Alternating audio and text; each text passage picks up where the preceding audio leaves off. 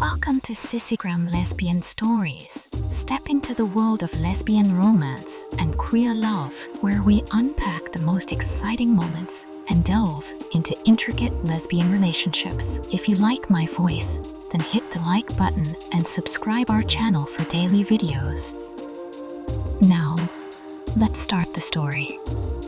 At 42 years old, I had resigned myself to the idea that grand love was not meant for me. After 2 failed marriages, a series of meaningless flings, and years of following life's script, I had come to believe that love simply wasn't in my future. I had learned to live without it. My life was fulfilling in other ways. I had my career as a professor, a charming apartment filled with books and plants, and a small circle of close friends I saw occasionally. It was enough, or so I thought. That was until I met Alina. It all started at a dinner party, one of those gatherings where half the guests are intellectuals, full of opinions, and the other half are trying too hard to fit in. I almost didn't go.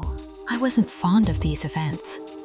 But my friend Anna, who never took no for an answer, insisted, "You need to get out, Maya. One night won't kill you," she said, rolling her eyes in that affectionate way that only best friends can pull off.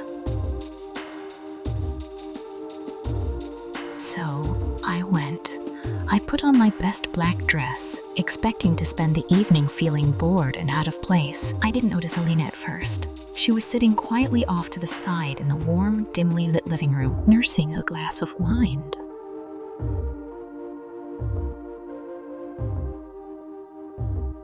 It was scent until I found myself accidentally seated beside her that I even realized she was there. "Hi," she said simply, turning towards me. There was something in the way she looked at me, steady and deliberate, that made me feel truly seen in a way I wasn't accustomed to.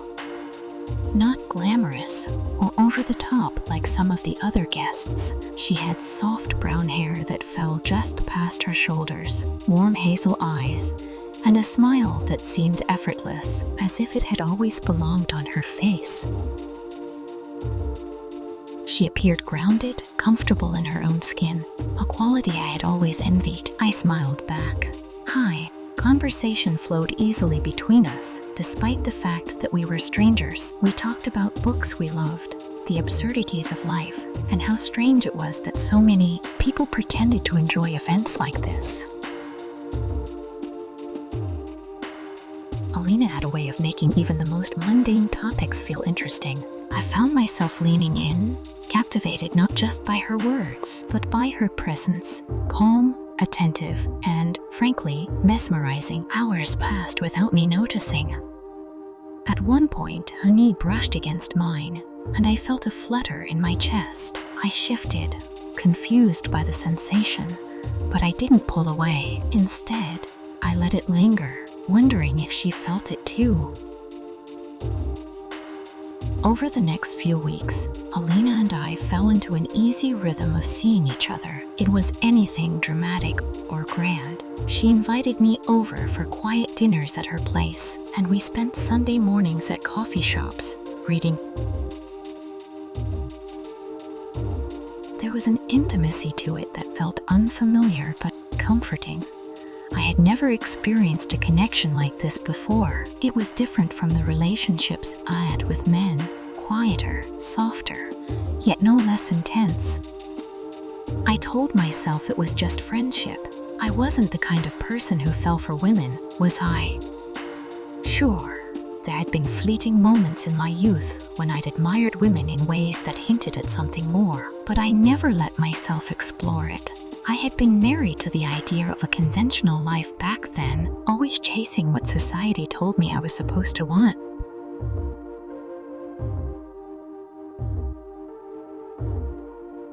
But with Alina, something shifted.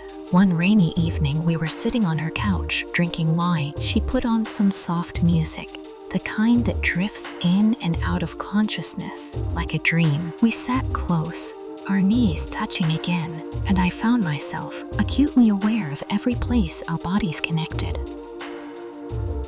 At one point, she looked at me the way she always did, as though she were truly seeing me. "Maya," she said softly, her voice low and warm, "I think about you a lot." Her words hung between us, thick with meaning. My heart pounded in my chest. I knew what she was saying, and I knew what I felt in return, but the words wouldn't come. For so long, I had lived within the boundaries of what I thought I should feel, of what I thought I was supposed to want.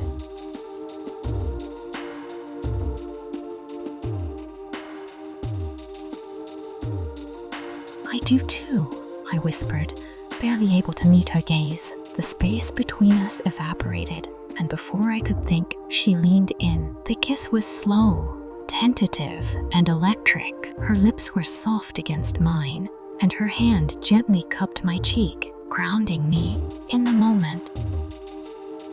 I kissed her back, and with that simple act, everything inside me shifted. For the first time in years, I felt fully present in my body, aware of every sensation, every breath. It was as if I had spent my whole life half asleep, and now, with her lips on mine, I was waking up. When the kiss ended, she pulled back slightly, her forehead resting against mine. We stayed like that for a long moment, breathing together, caught in the magic of what had just happened. We moved together slowly, gently, as if discovering something sacred. She took my hand and led me to her bedroom, where the world seemed to narrow to just the two of us. The room was dimly lit, casting soft shadows across her bed, and the sound of rain against the window made everything feel intimate and cocooned. I had never touched a woman like this before, and yet it felt as natural as breathing. My fingers traced the curve of her shoulders, the softness of her skin, as if learning a new language I'd always known. She undressed me slowly, reverently, as if unwrapping a gift, and I did the same for her. When we lay together, skin to skin, I felt a tenderness I had never known. Her touch was patient, exploratory, as though she had all the time in the world to learn every inch of me. She kissed the hollow of my neck, my collarbone, and each touch sent shivers through me, awakening parts of me I hadn't even realized were asleep. It was about being touched as an object of desire, but as someone cherished, someone worth exploring slowly. There was no rush, no pressure, only a quiet unfolding of something beautiful between us. When she touched me intimately, I gasped, not just from the sensation, but from the emotion behind it. I felt seen, known, and accepted in a way I had never experienced before. Her movements were gentle and attentive, responding to every sound I made with such care, as though my joy was her only goal. It was unlike anything I had ever known. There was no performance, no need to fit into a role or meet an expectation. It was just us, together, sharing something real and honest. Afterward, we lay tangled under the covers, her arm draped over my waist, her breath warm against my neck. I felt a profound sense of peace, as if I had finally found something I hadn't even known I was searching for. "I've never been with a woman before," I admitted quietly, my voice barely above a whisper. Alina smiled against my skin. "I had a feeling," she murmured, pressing a soft kiss to my shoulder. "But it didn't feel that way." I chuckled softly, feeling lighter than I had in years. "It didn't, did it?" She shifted, propping herself up on one elbow to look at me. "How do you feel?" I took a deep breath, letting the moment settle over me, like I found something I didn't know I needed.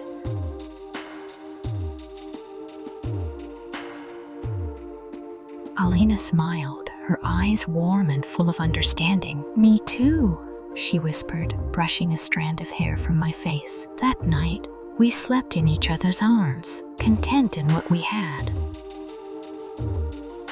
The next morning was unlike anything I had ever experienced before. There was no awkward silence, no rushing to leave, no gnawing feeling that I had made a mistake. Instead, I woke up to the smell of freshly brewed coffee and the sound of soft humming coming from the kitchen. I lay there for a moment, savoring the warmth of the duvet around me and the quiet sense of peace that had settled in my chest.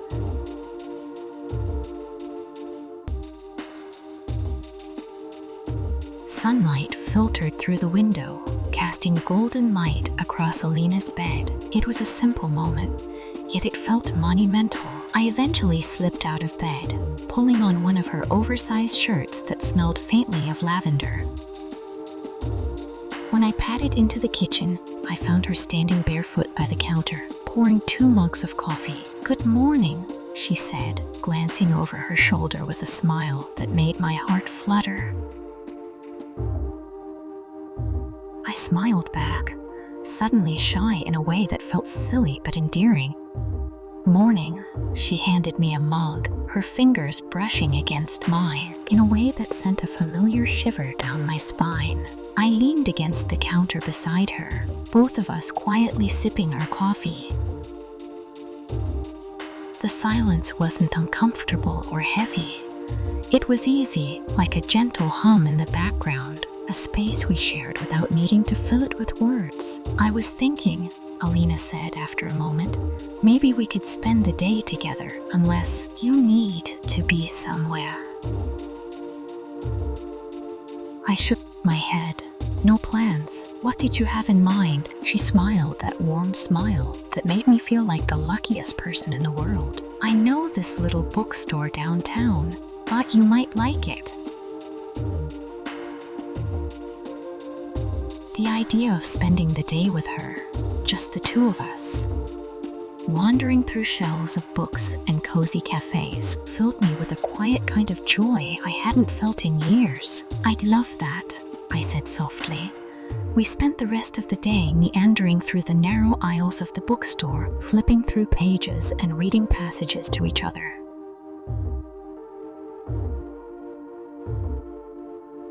Alina had a habit of picking out the most obscure books, poetry collections, old philosophy texts, beautifully illustrated fairy tales. At one point, she handed me a worn paperback and said, "This one made me cry."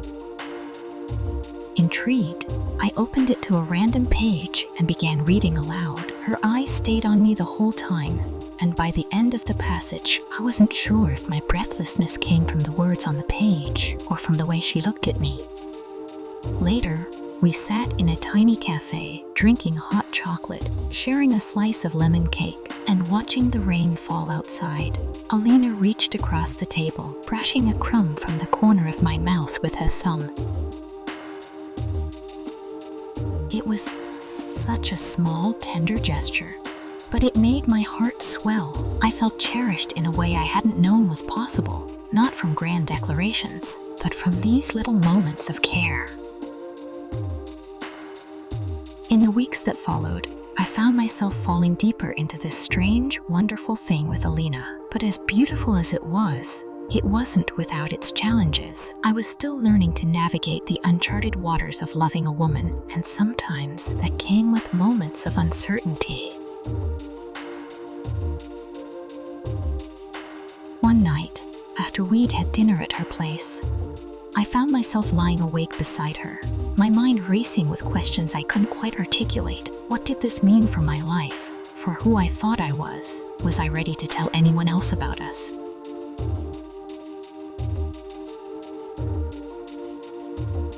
Sensing my unease, Alina turned to me, her fingers tracing light patterns along my arm. "You okay?" she whispered in the dark. I hesitated, unsure how to express the jumble of emotions inside me. I guess I'm just scared," I admitted. She didn't press me for more. Instead, she pulled me closer, resting her head on my shoulder. "It's okay to be scared," she murmured. "We'll figure it out together." Her words settled over me like a balm, easing some of the tension in my chest.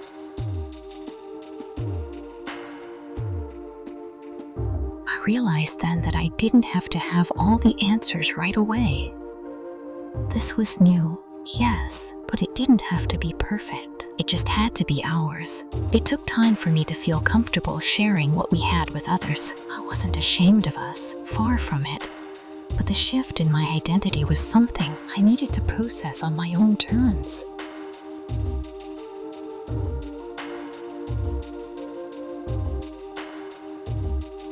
Alina was endlessly patient, never pushing me to define things or explain myself to others. She gave me the space to grow, to step into this new part of myself at my own pace. The first time we went out as a couple, holding hands where others could see, it felt both terrifying and exhilarating. We were at an outdoor art festival, surrounded by crowds of people. At first, I felt self-conscious, hyper-aware of the way our fingers were laced together. But then Alina gave my hand a gentle squeeze, grounding me in the moment. "You're doing great," she whispered with a grin. I couldn't help but laugh. "I feel like a teenager. Welcome to the club," she teased, brushing her thumb over the back of my hand.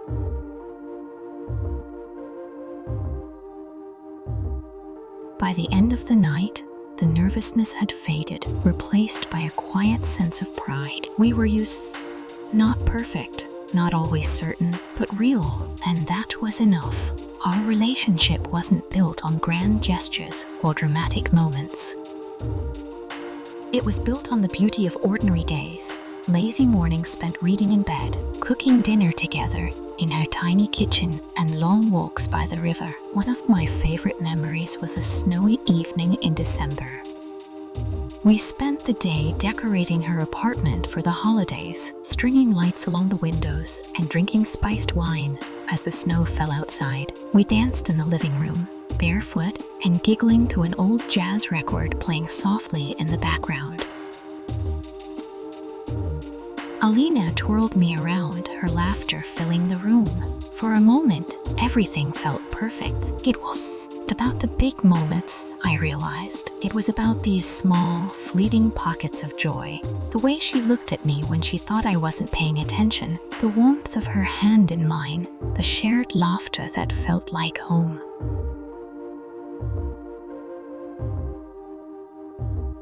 At 42, I discovered a kind of intimacy I had never known existed, and with Alina by my side, I knew without a doubt that this was just the beginning. This is where the story ends. If you like this kind of content, please subscribe Sissygram Lesbian Stories and like the video. Also share your experience to motivate others and learn from your experience. We have spent hours to make such content for you. Kindly share with your social media groups to reach more. Thank you. I will see you with next story on this channel. Stay tuned.